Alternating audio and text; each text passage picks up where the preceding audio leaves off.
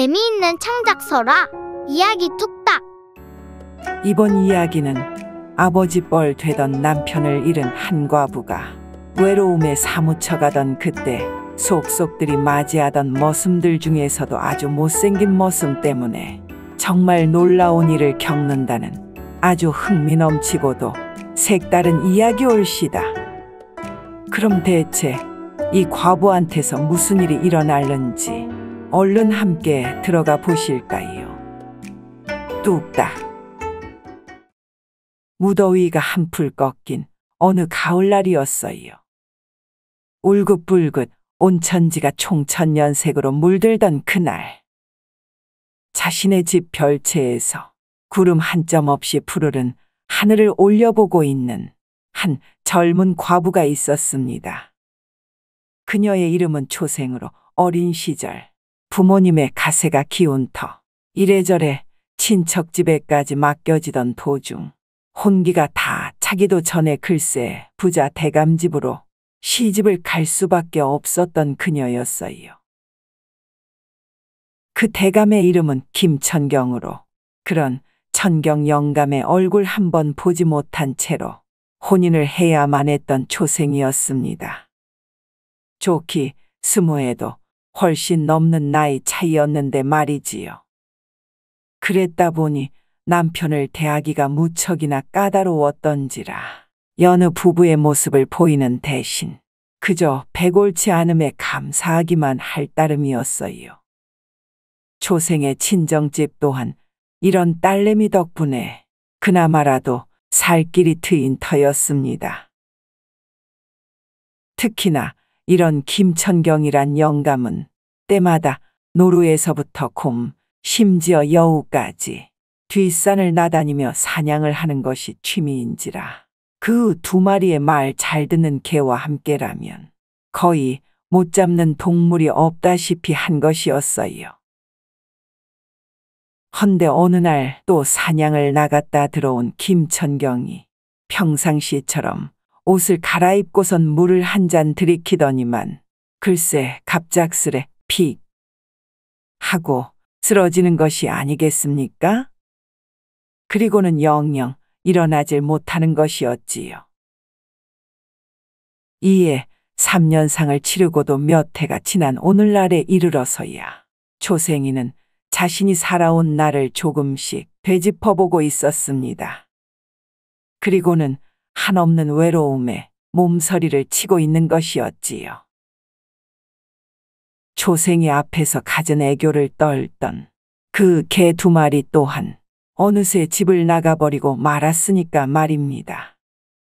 이에 이런 고요하기만 한 집안에서 초생은 오늘도 넋두리를 하고 있는 것이었습니다. 어째 나름의 살 길을 찾아 여기까지 버텨온 나였는데 말이지. 오늘따라 왜 이리도 쓸쓸하고 외롭기만 한 걸까? 대체 이 외로움은 뭘로 풀어야 해결이 되는 것이오? 그녀의 이런 외로움은 사실 그 나이 차이 많이 나던 남편도 살아생전에 풀어줄 수가 없던 것이었어요. 그랬다 보니 청상과부가 되고 나서야 조금씩 그 집안에 오가는 젊은 머슴들이 그나마라도 그녀의 외로움을 달래줄 수가 있었던 것이었습니다.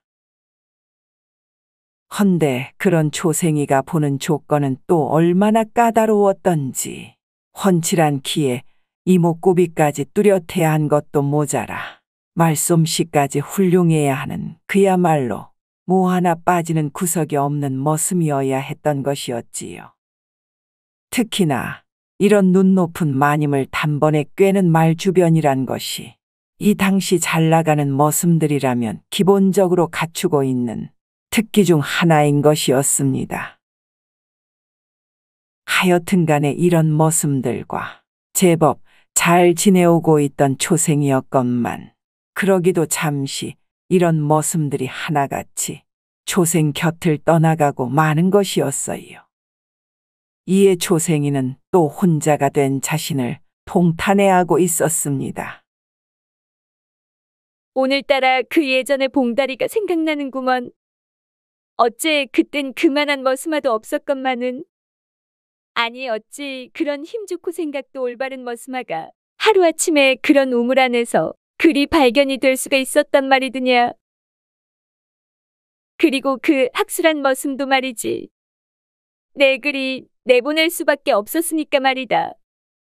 아니 왜 이리도 내 성에 차는 머슴은 하나같이 곁에다 계속 둘 수가 없는 것이냐고. 아 이것이 무슨 팔자인 것이더냐. 라며 사무친 외로움에 자신의 허벅지만을 긁고 있던 초생이었지요. 사실 그랬습니다. 어렵사리 성에 찬 머슴을 들인 초생이었건만 그런 봉다리란 머슴이 글쎄. 어느 날 장에 심부름을 갔다가는 밤늦은 때까지 들어오질 않는 것이었어요. 이에 다음 날이 되어 발견된 것이 글쎄.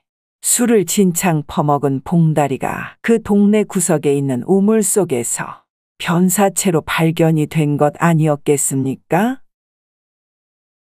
거참. 평소 막걸리 한 잔도 입에 대지 않던 머스마였구만. 어째 무슨 일이 있었길래 그리도 술에 만취한 채로 우물과 제 집도 구분을 못할 수가 있었더냐. 아 대체 어찌 그리 된 것이오. 이런 원통함에 식음을 전폐하다시피 한 초생이었건만 얼마 지나지 않아 곧 또 다른 맘에 드는 머슴을 들인 그녀였어요. 그리고 이 학술한 머슴 또한 초생의 외로운 밤을 채워주기에는 나름 충분한 기술을 지니고 있던 터였습니다. 이에 밤마다 학술을 자신의 방으로 들이며 그날그날의 외로움을 달랠 수 있던 초생이었어요. 헌데 그런 어느 날 마님 초생이 동네 과부들과 모여 점을 보러 간 때였습니다. 그 용하다고 소문난 무당이 글쎄 초생에게 놀라운 말을 늘어놓는 것이었어요. 정말 놀랍도다. 넌 어찌도 이리 별 탈 없이 멀쩡할 수가 있다드냐? 지금쯤이면 넌 넋이 제대로 나간 채로 아주 말도 못하고 있어야 할 것을. 아니 어찌 지금 절 보고 하시는 말씀입니까? 대체 그것이 무슨 소리인 것이요?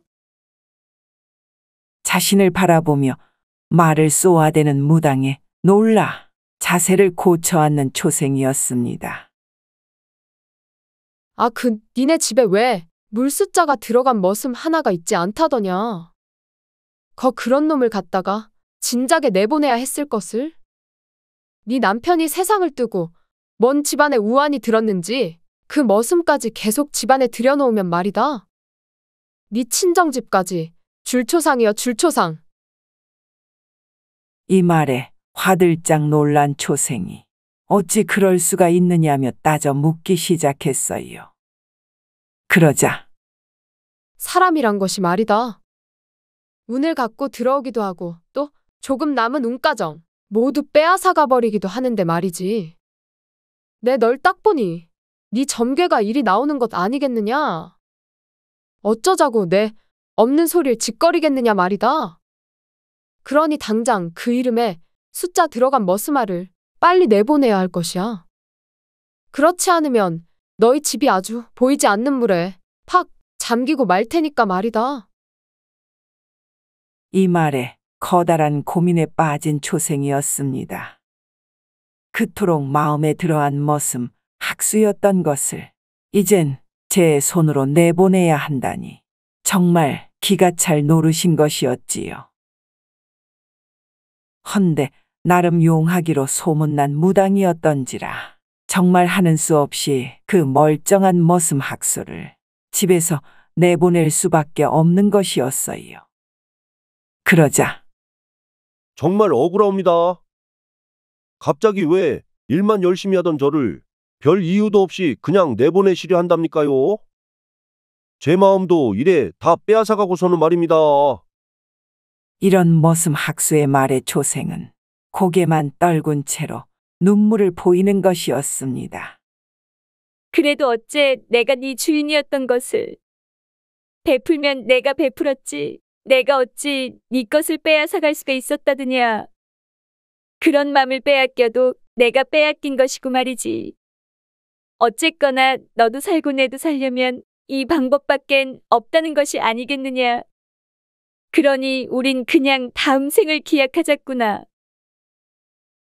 이런 말로 자신의 마음까지도 모질게 다잡는 초생이었어요.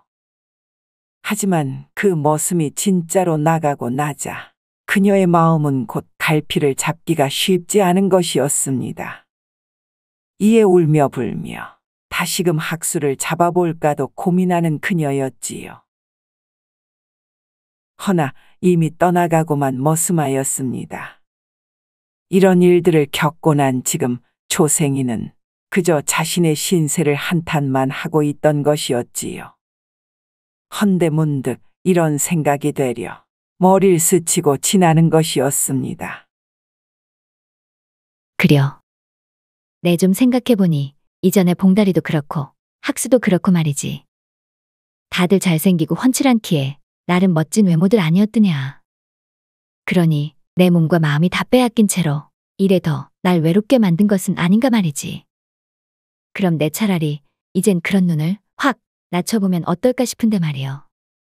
아, 그러면 내가 그리도 빼앗길 것이 없진 않겠느냐 말이지. 이에 초생은 남정네들을 보는 눈을 저 밑바닥까지 확 낮춰버린 것이었어요. 그런 마음을 굳게 먹은 채로 집 밖을 오가는 남정네들을 바라보니 뚱뚱하거나 험상궂어 보이는 인상이라 할지라도 나름 매력이 철철 넘쳐 보이는 것이었습니다. 그려. 어째 이런 마음을 요렇게로 먹으니까 되긴 되는구만 그래. 그럼 어디 웬만한 머슴을 빨리 들여볼까나. 이에 여느 때처럼 또다시 새로운 머슴을 찾기 시작한 초생이었습니다. 그리고는 곧바로 처음 들인 머슴을 바로 낙점해버린 것이었지요. 이 머슴의 이름은 일중으로 팔뚝은 제 허벅다리처럼 굵은 것도 모자라 목도 굵고 얼굴도 둥글업적한 것이 예전에 그 초생의 관점으로 따진다면야 못생겨도 한참은 못생겼다 이를 만한 것이었습니다. 그려. 그럼 어째 우리 집에서 한번 열심히 잘 해보려무나. 네가 일은 잘할 거라 내 느낌이 팍 온다는 것 아니겠느냐. 그럼 오늘부터 저쪽 문간방을 쓰도록 하거라. 이런 초생의 말에 고개를 조아리는 머슴 일중이었지요. 그리고는 묵묵히 제 할 일만 열심히 하는 것이었습니다. 헌데 무슨 말이라도 초생이 좀 걸라치면은 짧은 대꾸만 하곤 금세 자리를 뜨는 일중이었어요. 이에 이런 멋대가리 없는 머슴을 들인 것이 조금씩 후회되는 초생이었습니다. 허나 이전에 잘 나가는 머슴들한테서 괜한 마음고생만 했던 기억을 떠올리는 그녀가 이제 정말 일중이를 그저 좋은 쪽으로만 여기려고 결심한 것이었지요. 그래 일중아. 오늘 밥은 잘 먹었느냐? 어째 오늘 할 일이 벅차지는 않고? 이런 다정다감한 말씨 속에서도 머슴 일중이는 별 감흥이 없는 것이었어요. 아, 예. 그려. 그럼 어째 오늘 할 일을 다 마치면 말이다. 저녁엔 어찌 시간 좀 낼 수 있겠느냐? 내 이런저런 할 얘기가 좀 있어서 말이다. 그러자 역시 예라고만 답할 줄 알던 머슴이었기에 초생 마님은 또 따분한 느낌이 드는 것이었습니다. 그래도 겨우 마주하고 난 일중에게 초생은 술상을 마주한 자리에서 이런저런 물음을 늘어놓기 시작했어요. 헌데 그래도 일중은 잘 모르겠다는 말만 되풀이하며 제 신변에 관한 일들을 전혀 털어놓질 않는 것이었습니다. 헌데 어째 내 거쳐간 머슴아 중에서도 이토록 말도 없고 하는 짓도 굼뜬 머슴은 처음 보겠구나. 어째 그래갖고 네 좋다는 처자가 있을 수가 있다드냐? 어디 처자들 손이나 한번 잡아본 것이요? 이런 초생의 놀림에도 묵묵히 고개만 숙이고 있는 일중이었어요. 헌데 그러면서도 슬쩍 꺼내놓는 말이란 것이 초생을 깜짝 놀래키기에 충분한 것이었습니다. 제가 좋아하는 처자가 있긴 한데 말입니다요. 어째 그 처자한테 푹 빠져 있다 보니 다른 여인네들은 눈에 들어오지도 않는다 안 합니까요? 이런 일중의 말에 초생은 어찌 그런 일이 있구나라며 당황하지 않은 척 시치미를 떼는 것이었어요. 그러다가는 그 처자가 어디 사는 누구인지 알려달라 이르는 것이었습니다. 그러자 머슴 일중이는 끝끝내 대답을 하지 않는 것이었지요. 이런 일중이를 돌려보내고 난 초생은 방 안에 가만히 누워 생각을 이어했습니다. 아니 어찌 저리도 못생기고 말도 잘못하는 머스마가 또 여자 좋아할 줄은 알았나 보네 그려. 헌데 그건 그렇고 그 빠져있다는 처자가 어떤 여시이길래 저리도 나한테까지 당당히 말할 수가 있다드냐. 네, 고놈의 면상은 한번 보아야 쓰겄다. 이에 초생은 일중이 일과를 마친 뒤 어디론가 집 밖으로 향하는 모습을 보고는 뒤를 한번 밟아보기로 마음을 먹었어요. 그리곤 몰래 그 머스마를 훔쳐보던 그때 아니나 다를까. 한 허름한 초가집에 다다르는 머슴 일중이가 한 왜소한 여인을 불러내는 것이 아니겠습니까? 그리고는 자신이 따온 꽃송이를 전하는 것이었지요. 그런데 아구머니나.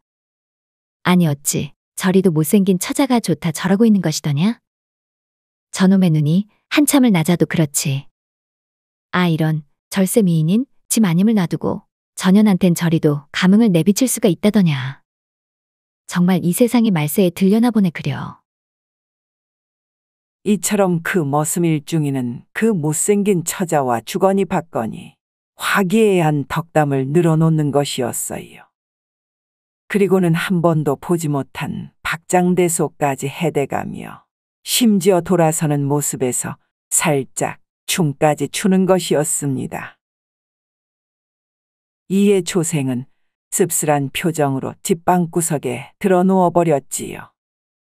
그리고는 대체 이놈의 세상이 어찌 돌아가는 것인지 한탄을 이어하는 것이었습니다. 자신만큼 어여쁜 미모도 잘 보질 못했거늘 심지어 큰 맘 먹고 유혹까지 했는데도 자신보다 훨씬 못한 처자가 좋다며 그리도 완전 색다른 모습을 보이는 머슴 일중이가 계속 눈앞에 아른거리는 것이었어요. 이에 초생의 머릿속은 더욱 복잡해지기만 하는 것이었습니다. 이에 다음 날이 되어 다시 머슴 일중과 마주한 초생은 뭔가를 결심한 듯 말을 잇는 것이었어요. 네 오늘 너한테 작은 심부름을 하나 시켜야 쓰겄다. 저 박신의 양계장에 가서는 계란 10판하고 아주 실한 연계 2마리를 잡아오너라. 네 오늘 아주 큰 잔치판 좀 벌여야 쓰겄다. 이 말에 어리둥절해하는 일중이었건만 그 주문한 것들을 모두 갖고 와 이리 끓이고 저리 삶으며 아주 커다란 잔치상을 만들어내자 초생이 하는 말이 기가 막힌 것이었습니다. 일중이 네가 이 집에 들어온 날로 벌써 한 달이 넘어가는데 말이다. 내 너같이 일도 잘하고 아주 듬직한 머슴을 본 적이 없으니 말이지. 우리 집에 들어온 것을 내 아주 고맙게 여기는 마음으로다가 이 잔치를 연 것이니 오늘 일중이 너는 주인공이란 생각으로 원 없이 먹고 원 없이 쉬도록 하거라. 이에 정말 몸둘바를 몰라 하는 일중이었습니다. 항상 먹어도 고픈 배가 가시질 않던 터였으니 일중이한테는 그 귀한 잔치상만 해도 너무나 감사한 것이었지요. 이런 마음으로다가 마님을 초생을 보는 눈도 사뭇 달라진 일중이었습니다. 그러자 초생은 그 다음 날로 별 희한한 부탁을 잇는 것이었어요. 저 창고 안에 가면 말이다. 아주 큰 망태기 하나가 있을 것이야. 그럼 그 안에다가 말이지. 네가 좋아하는 꽃들부터 나랑 꽤 어울릴 만한 꽃들까지 모두 뽑아 아주 꽉 채워오너라. 네, 오늘따라 아주 지대로 꽃 구경 좀 해봐야 쓰겠구나. 이 말에 고개를 갸우뚱하면서도 그 망태기를 챙겨나가는 모습 일중이었습니다. 그리고는 근처 꽃밭에 다다르는 그가 온갖 꽃들을 모두 뽑아 망대기에 담아낸 후에 초생 마님 앞에다 내려놓는 것이었어요. 그러자 이번엔 그 꽃들을 자신의 방 안에 가득 뿌려놓으라 이르는 초생이었습니다.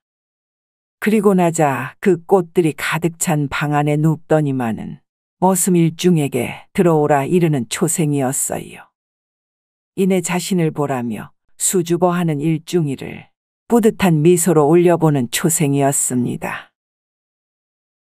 자, 네 눈에는 어떻느냐? 이 꽃들과 내가 분간이 좀 가느냐? 어찌 이런 꽃들보다도 더 예쁜 네 마님을 놓고 그리도 한가로이 일만 하고 있을 수 있다더냐? 자, 어여 이리 와서 내 옆에 누워보거라. 이런 마님의 유혹에 머슴 일중은 그 꽃향기에 취한 건지 아님 초생 마님의 미모에 취한 건지 그 옆에 털썩 몸을 뉘이고 마는 것이었어요. 그래도 자신을 위해 잔치까지 벌여준 마님이었던 것을 그 고마움 때문에서라도 그리하지 않곤 안 된다 생각한 듯 한 것이었습니다. 그렇게 그들은 그 꽃방 안에 누워 오랜 밤을 함께 지새우기에 이르렀어요. 그리고 다음 날이 된 날부터 초생 마님은 때만 되면 일중이를 불러 이런저런 시간을 함께 보내는 것이었습니다. 그러자 일중이도 그 말없던 성격에서 갑자기 말문이 튀었는지 이제는 아주 초생 마님을 들었다 놨다 하는 것이었어요. 이런 일중의 말씨와 행동 변화의 초생 마님은 하루가 어찌 가는 줄도 모르는 것이었습니다. 그야말로 그 못생긴 일중에게 홀딱 빠져버리고 만 것이었지요. 그리고 나자 초생은 그 머슴 일중의 말이라면 무엇이든 전부 들어주는 것이었습니다. 그것도 자신의 세경을 올려달라는 것에서부터 명절날 제 고향 부모님께 드릴 값비싼 선물까지 죄다 원하는 대로 모두 들어주는 초생이었지요. 그러자 이런 못생긴 머슴과 희낙낙한다는 초생의 소문은 곧바로 주변 마을 사람들한테로까지 퍼져나가기 시작했습니다.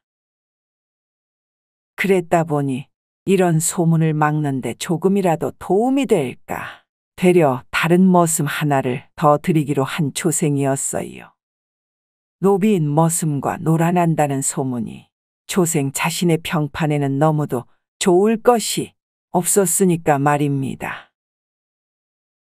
그리고선 새로 들인 머슴은 다름 아닌 건너 동네의 최고 미남 형국이란 머슴인 것이었어요.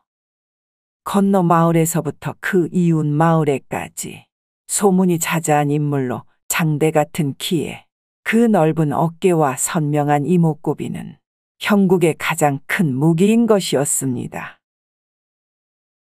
헌데 그 초생의 집에 처음 들어간 순간 형국은 되려 초생의 모습 그만 심장이 마구 뛰는 걸 막을 수 없는 것이었어요. 다시 말해 그날부로 그만 초생의 매력에 홀딱 빠지고 만 것이었습니다. 그 길로 형국은 나름 멋진 자신을 보고 뽑아줬다 생각하면서 우통을 벗은 채로 장작도 패고 온갖 무거운 짐을 나르며 지치지도 않는 체력까지 죄다 보여줬구만. 아니 글쎄 아주 못생기고도 왜소한 머슴 일중과만 붙어 다니는 마님 초생인 것이었어요. 이에 형국은 당황스럽기만 한 것이었습니다. 초생 마님은 형국 자신을 본체만 채 알 뿐 오직 그 못생긴 머슴 일중만 찾아다녔으니까 말입니다. 이런 여차에 형국은 결국 그 못생긴 얼굴로 어찌 저런 미모의 마님 마음을 사로잡을 수가 있었던 건지 그 이유만이라도 그 일중 머슴에게 묻고만 싶은 것이었어요. 이에 어느 날 서로 막걸리 사발을 주고받으며 몇 마디 그 일중 머슴과 사담을 나누던 형국이었습니다. 조금 친해졌다 생각이 들던 형국은 그 일중에게 슬쩍 그런 연유를 물어보는 것이었어요. 형씨, 근데 말입니다요. 한 미모하시는 마님께서 말입니다. 어찌 당신만 좋다 그럴 수가 있는 것입니까요? 무슨 속사정이 있는 것인지, 아님 형씨의 놀라운 비법이 있는 것인지, 내 좀 알고 싶소이다. 이 말에 마냥 웃기만 하고 있는 일중이인 것이었지요. 헌데 막걸리를 들이키며 더욱 궁금해하는 형국에 애원의 일중은 결국 안쓰럽단 미소와 함께 대답을 이어가는 것이었어요. 뭐 그것이 그리도 궁금하면 말이오. 네, 약간의 방법을 알려드리리다. 뭐 나랑 괜한 이유로 그리 좋아 지내는 건 아니니까 말이죠. 라며 그 머슴 일중이가 털어놓는 것은 이러했습니다. 만일 마님과 스쳐 지나가더라도 말이오. 그저 앞만 바라보며 제 할 일만 열심히 하는 것에서부터 시작해 보시구려. 웬만해선 말수도 확 줄이고 말이죠. 그러고는 어느 정도 시간이 흐르는 동안에도 초생 마님에 대한 관심을 전혀 두지 않으면 말입니다. 어느 때쯤에서 분명 몇 마디 물어볼 것인데 말이오. 그때가 아주 중하다는 거 아니겠소. 그때에도 무심한 척 묻는 말에만 억지로 대답하는 듯하던 와중에 말이오. 어찌저찌 처자 얘기가 나올락말락 할라치면 그때 아주 똑부러지게 한마디 하면 되는 것 아니겠소. 당신이 아주 진하게 맘을 두고 있는 처자가 있다라고 말이오. 이 말에 고개만 갸웃하는 형국이었어요. 그러자 그리고서는 진짜로 만난다는 여자를 하나 필히 섭외를 해야 한다는 거 아니겠습니까? 그것도 당신이 생각하는 정말 초절정의 미인을 갖다가 말이오. 그럴 수만 있으면은 저 마님의 마음을 사로잡는 건 따놓은 당상이다 안 합니까?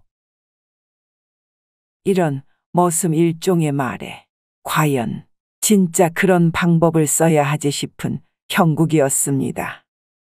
하지만 그 머슴 일중의 말이 살짝 의심스럽긴 했지만서도 허구한 날 그 초생 마님과만 붙어 있는 일중을 보자 그 방법을 써보지 않곤 못 빼기겠는 형국이었어요. 그리하여 어쨌거나 저쨌거나 자신을 좋아했던 제일 이쁜 처자를 만나기로 해둔 형국은 그 일중 머슴의 말처럼 꽤나 진지하게 그 초생마님에겐 별 관심을 두지 않는 것이었습니다. 진짜 그리하자 정말 그 일중의 말처럼 어느 날 갑자기 다소 따뜻한 목소리로 말을 걸어오는 초생마님이었어요. 아니 어찌 내 눈치만 살살 보던 네가 말이다. 요즘은 어째 아주 네 일에만 정신이 없어 보이는 것 같구나. 그리도 이 집안일이 많은 것이여.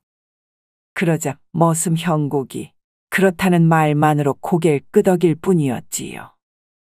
그러자 그럼 말이다. 넌 요즘 관심 있는 것이 뭐라드냐? 네가 그리도 이제 내 눈치를 안 보니까 말이지. 괜히 네가 딴 생각이라도 먹는 건 아닌지 싶어서 말이다. 이에 그런 딴 생각이 뭔지 잘 모르겠다 이르던 형국은 순간 그 자신이 참으로 좋아하는 여인이 있어 오로지 그 여인 생각밖엔 안 한다는 말로 대답을 잇는 것이었어요. 그러자 그것이 정말이드냐? 어째 너도 쬐게 남자 구실은 좀 하는 놈인가 보제? 그려 그럼 어디 뭐하고 사는 처자라드냐? 라는 물음을 시작으로 재차 묻는 마님의 질문에 형국은 그것은 전부 말하기 곤란하다며 마냥 뒤로 빼기만 하는 것이었습니다. 이해하는 수 없다는 듯 뒤돌아서는 마님, 초생인 것이었지요. 그러고 나자 역시나 그런 형국이를 다음 날로 몰래 뒤쫓아가 보는 초생이었습니다.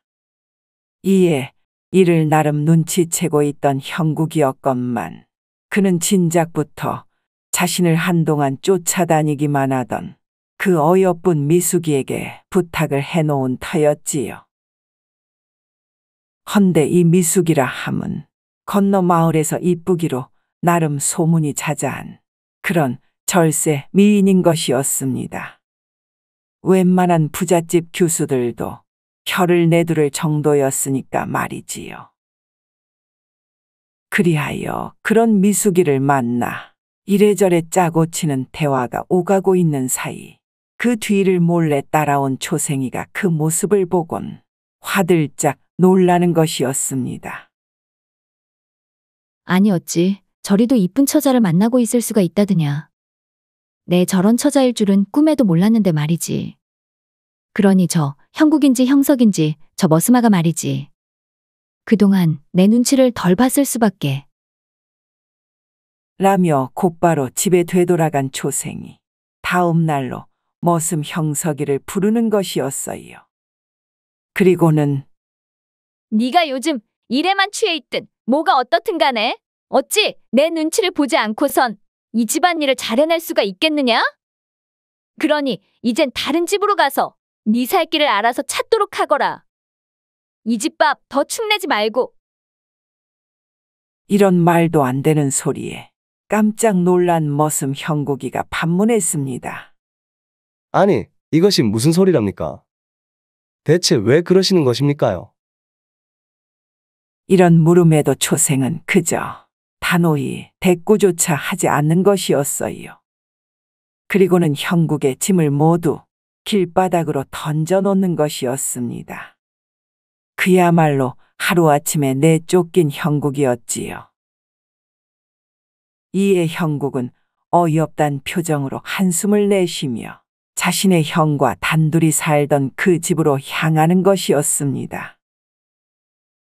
그렇게 풀이 죽어 돌아온 동생 형국을 보자 그의 형 봉국이는 무슨 일이냐며 그간의 일들을 모두 자세히 들어주는 것이었어요. 그것도 마님의 외모 얘기부터 시작해 그 못생긴 머슴과 노란한 일부터 그 머슴이 자신한테 해준 이야기까지 소상히 털어놓는 형국이었습니다. 그리고는 자신이 내쫓긴 이유를 도무지 모르겠다 이르는 것이었지요. 그러자 봉국이 아이쿠야, 네가 그 집에 들어갔을 줄은 나도 바빠 알지 못했지만 말이다. 어찌됐든 그 마님이 당하고 있어도 아주 단단히 당하고 있는 것을 너도 그 못생긴 머스마한테 아주 제대로 당했구만 그래. 이 말에 화들짝 놀라는 동생 형국이었어요. 너한테는 아주 엉뚱한 방법을 알려줬구만 그래. 그러니 되려 자신보다 이쁜 처자를 본 마님이었거늘 어찌 널 안 쫓아내고 별 수가 있었다드냐. 가뜩이나 여잔 질투의 화신인데 말이여. 이런 와중에도 봉국은 왠지 그 초생 마님을 좀 알고 있는 듯한 눈치였습니다. 그러더니만은 그럼 어째 내가 직접 그 집에 들어가 봐야 쓰겠구나. 네가 아주 물꼬를 제대로 터놨구만 그래. 그리고는 다음 날로 그 초생 마님의 집으로 발을 들이는 봉국이었어요. 봉국 역시도 훤칠한 외모를 지닌 것은 물론이요. 그 덩치가 형국이보다 더 산만한 것이었으니 초생의 입장에선 그를 보자마자 집 안으로 들이지 않고는 못 빼기는 것이었습니다. 허나 그 못생긴 머슴만을 여전히 곁에 두며 희희낙낙하고만 있는 것이었지요. 이 모습을 본 봉국이는 뭔가 이 초생 마님이 그 머슴에게 홀려 있다 여기는 것이었습니다. 그려. 분명 저자한테도 약간의 문제가 있어 보이는데 말이지. 그럼 어찌 저자를 초생 마님한테서 떼어놓을 수가 있을 것이드냐. 이런 생각으로 초생 마님을 필사적으로 구하려 드는 봉국이었어요. 자신의 동생이 쫓겨났기 때문인지 무엇 때문인지 그런 연유에는 뭔가가 있는 것 같았으니 말입니다. 그런 어느 날이었어요. 초생 마님이 쓸 목욕을 물을 데피기 위해서 똑 떨어진 장작거리를 찾아 나무를 하러 숲속에 들어선 봉국이었습니다. 헌데 먼 발치에서 누군가가 산길을 오르고 있는 것이었어요. 이를 자세히 보자 그 못생긴 머스마 일중이었던 것이었습니다. 아니 이 시간이면 초생 마님이 친구들을 만나러 동구 밖에 나갔을 터 그럼 몸종도 없는 상황에 집이라도 봐였을 텐데 어쩌자고 저자는 이런 산중을 헤매고 있는 것이냐? 아니 그러고 저 큰 자루는 뭐인 것이요? 이런 의아함 속에 그 머슴 일중의 뒤를 몰래 밟는 봉국이었어요. 그 길로 얼마나 산을 올랐을까요? 쉬지 않고 오르던 일중은 결국 어느 작은 동굴 가까이로 다가가는 것이었습니다. 이런 높은 산중에 이런 동굴이 있다는 사실이 살짝 놀랍기만 한 봉국이었지요. 헌데 그보다 더 놀라운 광경의 봉국은 먼 발치에 숨은 채로 자신의 입을 틀어막아야 했습니다. 그것은 바로 그 동굴 속에서 웬 백발의 할머니가 모습을 드러냈기 때문이었어요. 어째 가져오는데 본 사람은 없는 것이냐? 헌데 오늘은 왜 요만큼밖에 없는 것이요? 역시나 일중 머슴이 들쳐매고 온 자루를 살피는 할멈이었습니다. 그 자루 안엔 웬 엽전 꾸러미들과 각종 곡식들이 들어차 있는 듯 했어요. 이내 자루를 든 일중과 할멈이 동굴로 들어간 이후 다시 빈자루를 갖고 나오는 일중이었습니다. 이에 뒤따라 나온 할멈이 말을 이었어요. 다음엔 아예 집문서도 갖고 나올 수 있음 그리하도록 해라. 아주 그놈의 집안 값만 놔놓고는 전부 빼내와야 내 직성이 풀리니까 말이여. 이런 요상한 말에 숨어 바라보는 봉국의 눈은 더욱 커지기만 했습니다. 그리고 어느새 산을 내려가 버린 일중을 바라보던 봉국은 다시 동굴로 들어가 버린 할멈의 정체가 궁금하기만 한 것이었어요. 이에 해가 어둑어둑 질 때까지 잠시 기다리던 봉국은 살금살금 그 동굴 안으로 들어가 보는 것이었습니다. 그런데 아니 이것이 어찌된 일일까요? 그 동굴 안으로 발을 들인 봉국의 눈에 아니 글쎄 꼬리가 여러 개 달린 여우 한 마리가 가만히 자고 있는 것이 아니겠습니까? 그 안에는 온갖 폐물과 엽전 꾸러미들이 잔뜩 놓여져 있는 것이었어요. 이에 놀란 봉국은 그 길로 동굴을 빠져나와 산을 내려가기 시작했습니다. 그려. 저 여우놈이 할멈으로 변신을 해 그 머슴 일중놈을 꿰어버린 것이었구만 그래. 어쩐지 그 머슴놈이 누군가에게 홀리지 않고서는 초생 마님까지 맘대로 조종할 수는 없는 법이지. 그려 그럼 어쩔 수 없이 예방 스님을 찾아뵐 수밖에 없겠구만. 이라며 다시금 먼 산을 바라보는 봉국이었어요. 그리곤 하루를 꼬박 달려 그 예방 스님이 머물고 있는 작은 사찰에 몸을 들이는 그였습니다. 이내 봉국을 본 예방 스님이 환히 웃으며 그를 맞이했어요. 마치 그가 올 것을 미리 알고 있었다는 눈치로 말입니다. 그래, 그동안 잘 지냈느냐? 어째 사람 몸이 많이 무겁진 않고? 이런 요상한 안부 인사에 흔쾌히 답을 이어하는 봉국이었어요. 예, 이젠 많이 적응이 돼서 말입니다. 스님 덕분에 일에 살아있는 것만도 축복인 것이지요. 이라며 고개를 조아리는 것이었습니다. 대체 이들의 얘긴 어디서부터 비롯된 것이었을까요? 그렇습니다. 봉국은 바로 인간이기 이전 그 초생 마님의 남편이었던 김천경 영감에 충직한 사냥개였던 것이었어요. 그 두 마리 중 한 마리로 봉국의 동생 형국도 그 뒤를 따르던 작은 강아지였던 것이었지요. 헌데 이 김천경이란 자가 즐겨 하던 사냥을 하던 도중에 글쎄 그 꼬리가 여러 개 달린 여우의 새끼를 잡아버리고 만 것이었어요.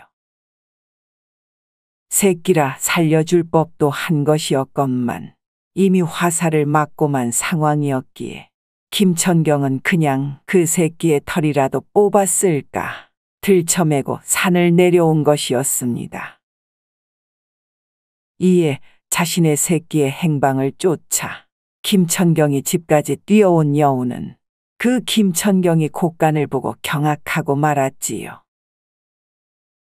자신의 새끼를 바라보며 눈물 흘리던 그 여우는 곧장 김천경이 갈아입을 옷에 독을 발라놓고는 사냥에 가담한 개들까지도 모조리 죽이려 한 것이었습니다. 헌데 개들한테는 잘 먹히지 않는 독이었던지라 여우는 자신의 능력을 발휘하여 개들한테는 먼저 사람으로 변하도록 주문을 건 후 자신의 독을 뿌려버리는 것이었어요. 하지만 눈치 빠른 큰 개는 서서히 사람으로 미쳐 변하기도 전에 얼른 작은 개를 이끌고서는 그 집을 빠져나가는 것이었습니다. 그리고는 멀리 보이는 강 쪽으로 쉬지 않고 내달리는 것이었지요. 이내 강가에 도착한 개들은 몸에 남은 독을 조금이라도 없애기 위해 강 속으로 풍덩 몸을 던지는 것이었습니다. 차가운 물살에 몸이 떠내려가는 줄도 모른 채로 말이지요. 그런 그때부터 이들은 점점 사람의 몸으로 변하고 있었어요. 다행히도 몸에 붙어 있던 독은 말끔히 제거되어 있었고 말입니다. 허나 완전히 사람의 몸이 된 그들은 이제 거대한 폭포수에까지 다다를 수밖에 없었어요. 그리고 그만 먼 폭포수 아래로 쓸려 내려가고 마는 것이었습니다.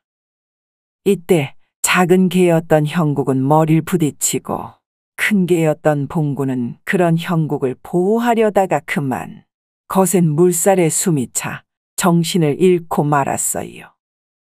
그리고 얼마가 지났을까요? 겨우 정신을 차린 그들이 주변을 둘러보자 그 예방 스님이 머무는 사찰 내 한 방안이었던 것이었습니다.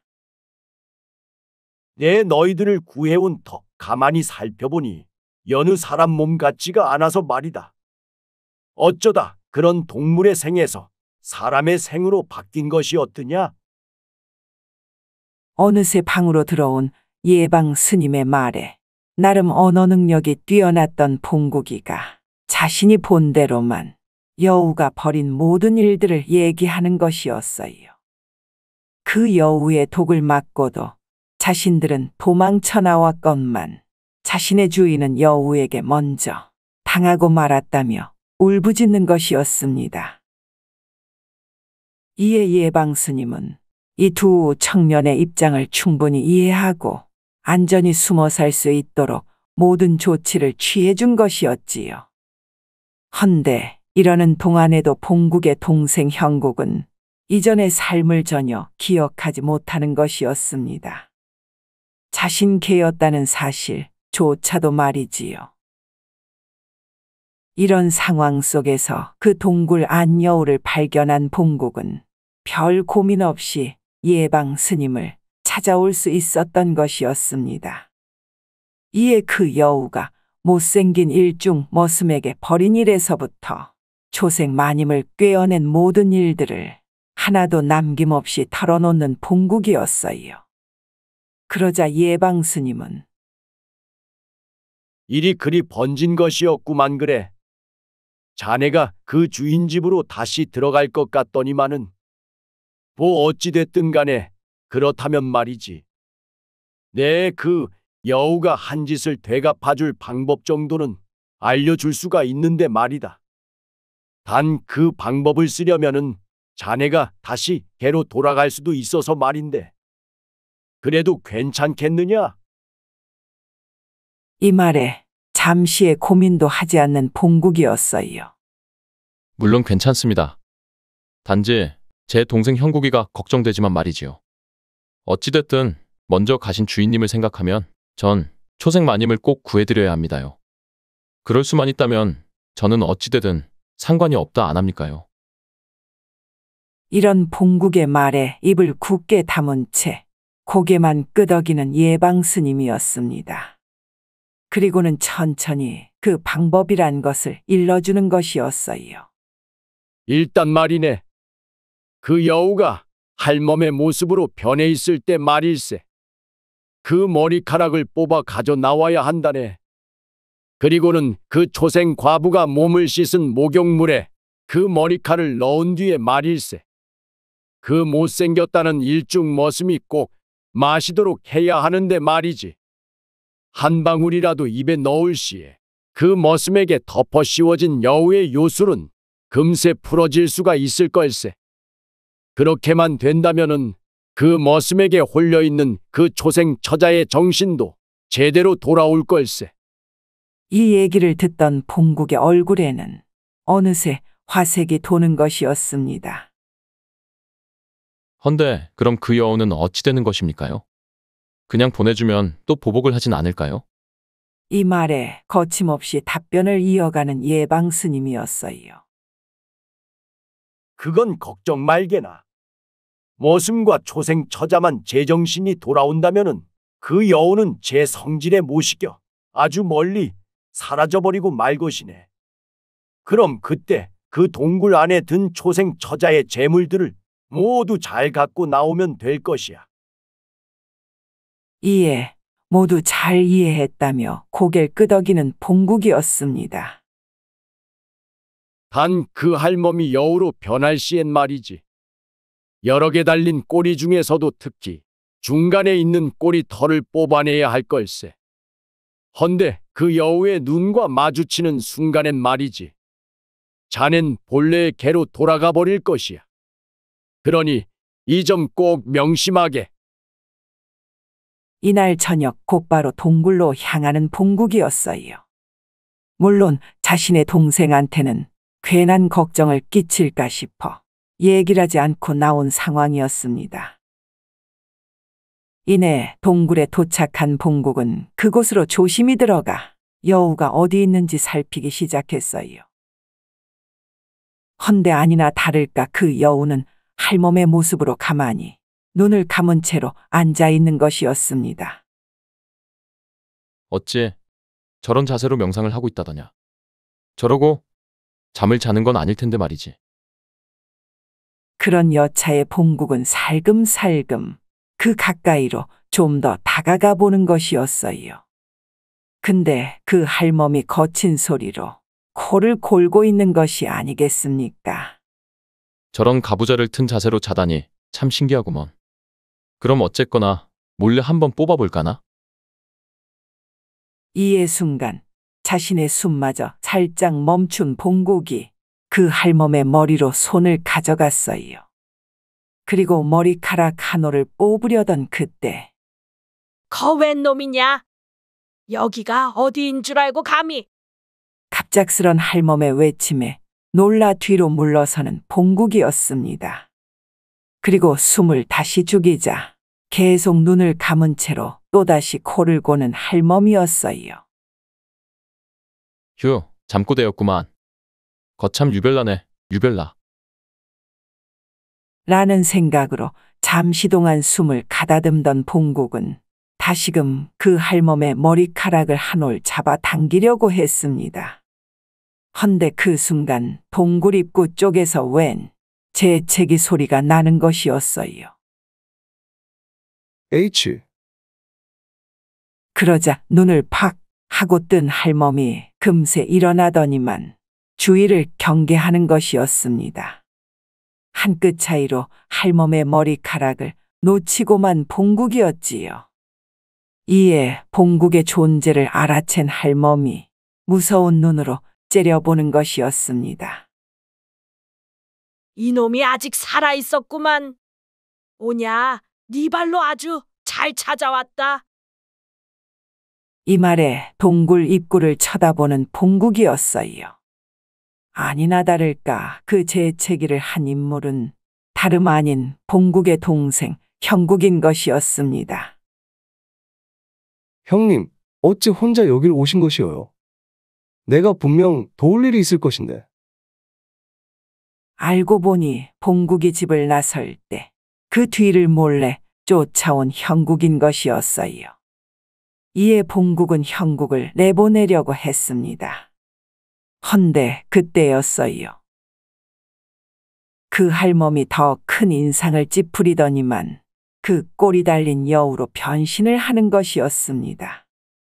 이에 놀란 봉국이 자신보다도 형국의 눈을 가려주려 손을 뻗은 그때였어요. 이미 형국은 그 꼬리 달린 여우의 눈과 마주치고 만 것이었습니다. 그리고는 그 순간 예전의 그 개로 변하고 마는 형국이었지요. 형국아, 안 돼!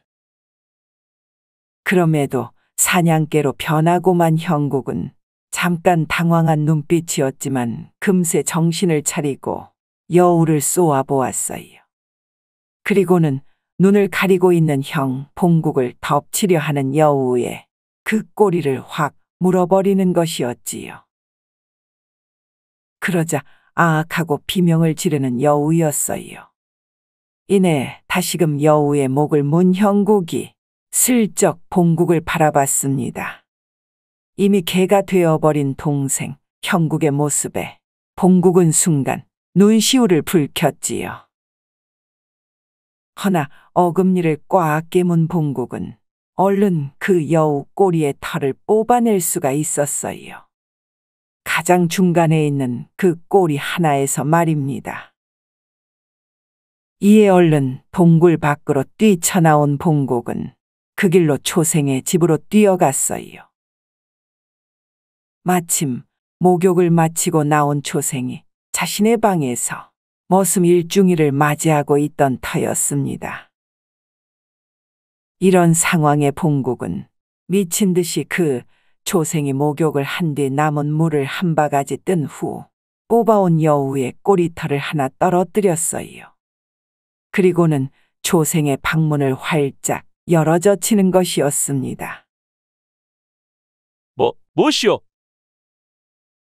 아니 봉국이 너 뭐 하는 짓이냐? 이런 물음에도 답할 생각이 없던 봉국은 곧장 일중 머슴을 향해 물바가지를 들이미는 것이었어요. 자, 이걸 지금 당장 한 모금 들이키시오. 어서? 허나 봉국의 말에도 어리둥절 마실 생각이 전혀 없어 보이는 일중이었습니다. 이에 초생 마님까지 나서서 봉국을 말리려 드는 것이었어요. 그러자 그럼 하는 수 없지. 에잇! 싫다며 입만 벌리고 있는 일중의 면상에 그 바가지에 물을 끼얹고만 봉국이었습니다. 이에 일중은 그 물을 닦아내면서도 살짝 입맛을 다시고 있는 것이었지요. 그러자 아이쿠, 요것이 무슨 기분이라드냐?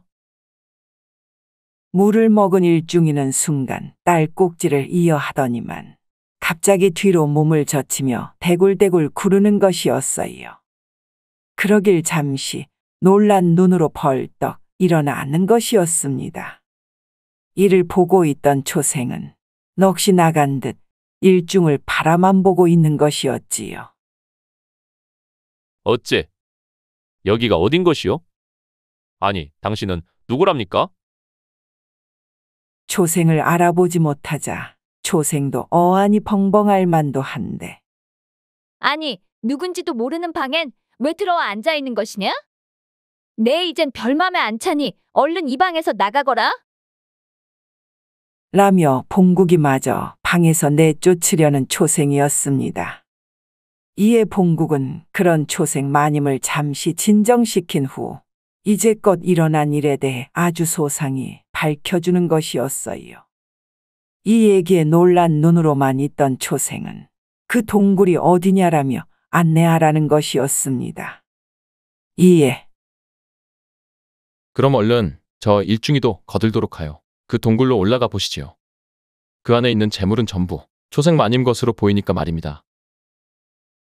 말이 끝나자마자 정신이 돌아온 지 얼마 안 된 머슴 일중이를 데리고 산을 오르는 봉국과 초생 마님이었어요. 이 순간에도 봉국은 오직 동생이 유지하고 있을지 걱정만 앞서는 것이었습니다.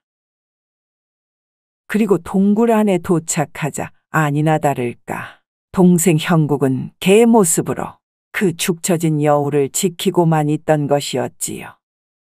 여우는 이미 세상을 뜬 것 같아 보였습니다. 여우가 제 성질에 못 이겨 자결을 한 것 같군요. 혀를 저리도 길게 꺼내놓고 있는 걸 보면. 그랬습니다. 자신의 모든 계획이 수포로 돌아가자 그 억울함에 못 이겨 스스로의 혀를 깨물고 만 것이었지요. 예방 스님이 말씀하신 멀리 사라져버리고 말 것이란 것이 바로 이걸 두고 했던 말인 것이었습니다. 이에 그 동굴 안에 든 수많은 재물에 초생 마님은 너무도 감사해야 할 따름이었지요. 진작 정신이 돌아왔던 머슴 일중도 고맙다며 봉국에게 감사의 인사를 전하는 것이었습니다. 어째 예전 남편하고 같이 사냥 나갔던 그 개가 맞는 것 같군 그래. 어찌 이리도 잘 큰 것이여? 예전 지나간 개를 떠올려낸 초생이었기에 이를 반기는 동생 형국이었습니다.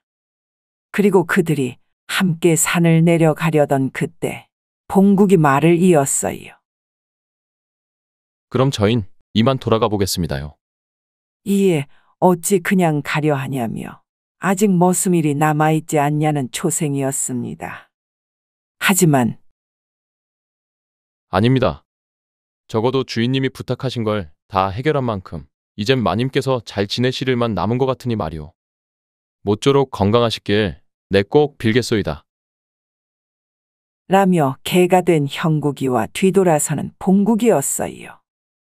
그리고는 눈물을 흘리는 초생을 멀리 두고 다시금 손을 흔드는 것이었지요. 그리고는 서서히 커다란 개가 되어버리는 봉국이었습니다.